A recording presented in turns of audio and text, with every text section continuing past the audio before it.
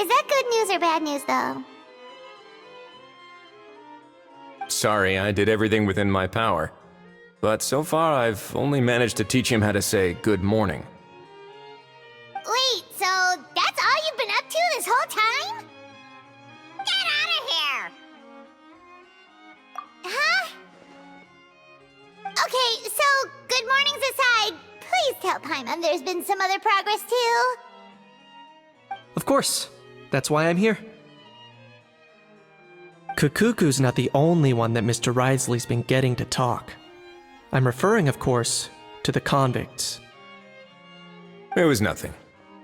These guys weren't exactly tough nuts to crack. So, what's the deal? After racking their brains, they remembered speaking to an inconspicuous middle-aged man just as they were preparing to pack up and leave Natlan. He was dressed in the manner of the Children of Echoes and carrying a box. Plus, the description matches the one the gun was found in. All in all, he didn't look any different from your average Natlanese traveler. Perhaps seeing that they were dressed as merchants, this man stopped for a chat, inquiring where their goods were headed, and even asking if they could share a boat. The smugglers were very cautious, though. They didn't tell him any specifics. But all this happened before I crossed paths with them. I happened to notice them as they were preparing to set sail. I thought they looked shady, so I snuck aboard, and ended up being carried along all the way to Fontaine.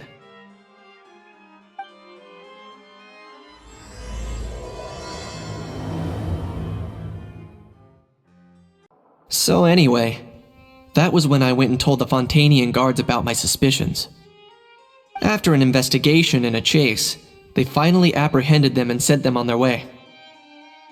Well, guess they're headed exactly where they should be. Thanks. Based on your recollections just now, I was completely focused on those smugglers at the time, so I wasn't really paying attention to other passersby. Yeah, Kinich, you did great! in other words, the person who brought the gun here, the one who lost it, has no connection to the smugglers whatsoever. They were working entirely on their own. Oh dear, oh dear! Sounds like Mr. Cacucu wants to chime in?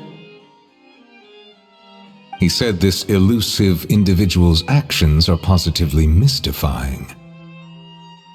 It's a good observation, I quite agree. However, we still know next to nothing about the person. Perhaps we should start by focusing on the lost item itself.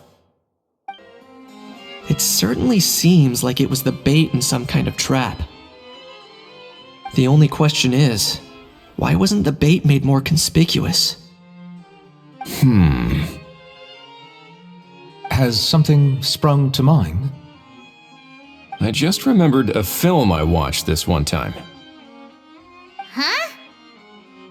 Oh wow, no way, bro! Hold on, let me explain. Just now, the traveler speculated that this box might have been placed there on purpose, as if the intention was for someone to come pick it up. That got me thinking about those films about kidnapping cases. When they demand their ransom, the kidnappers tell the victim's family to leave money or valuables at a designated spot for someone to come pick up. That doesn't merely happen in films. There have been similar cases in real life. In fact, if anything, it's probably the real-life events that inspired the films. Sounds plausible. Ooh, wait! This raises the stakes to a whole new level. If the gun really was some kind of ransom, then since we took the box, the kidnappers never got their payment, so does that mean they executed the hostage? I agree. I don't believe we have a kidnapping on our hands. Selling off stolen goods is extra work that most kidnappers would want to avoid. Unless they're after something very specific, they tend to just ask for cash. Could we be dealing with a kidnapper who's dead set on getting their hands on an ancient dragon handgun? It's not impossible, but the likelihood is very slim. We can discount that possibility for now. And speaking of selling stolen goods, don't you think this looks more like a transaction? So, bottom line, this was an individual smuggler at work. Exactly. And it was the location itself that caused the deal to fall through. The last thing they would have expected was for a quiet beach to turn into a bustling film convention overnight. Not only is the area now packed with tourists, but the Spina di Rosula have a presence there. I'll bet that both parties were completely caught off guard. That sounds like a plausible theory, but how do we verify it? Looks like your people better start rolling up their sleeves. How so? Easy.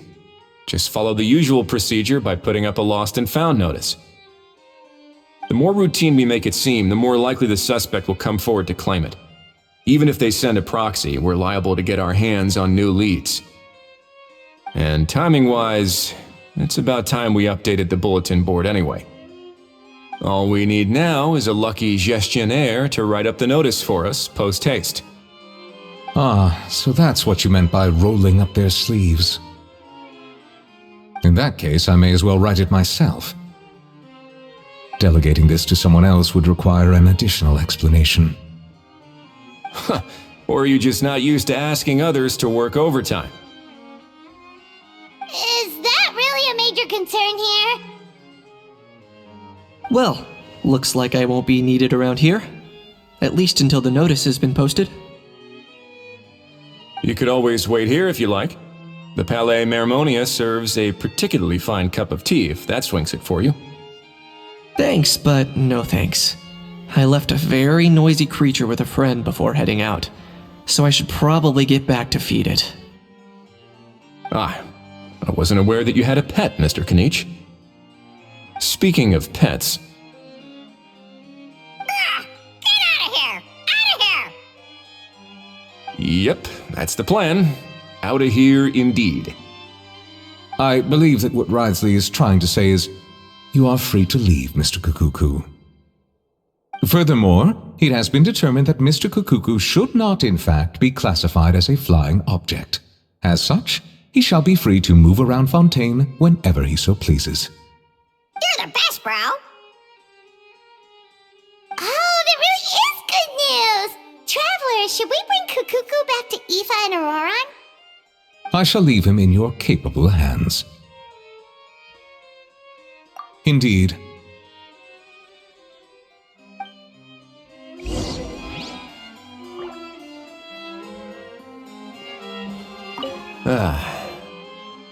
You know, all this has made me realize that I'd quite like to have a pet.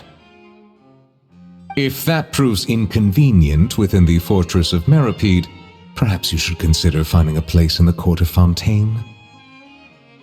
That actually sounds like a good idea. In the past, I always dismissed the idea of buying a property in the city. The prophecy about the floods meant it never seemed like a worthwhile investment. But now... This might be a good time for you to re-examine the documents I gave you regarding your title as Duke. Huh? Citizens with honorary titles are eligible for certain benefits when purchasing property in the court of Fontaine. Really? How about this? You read through your documents from start to finish, while I write up the lost and found notice.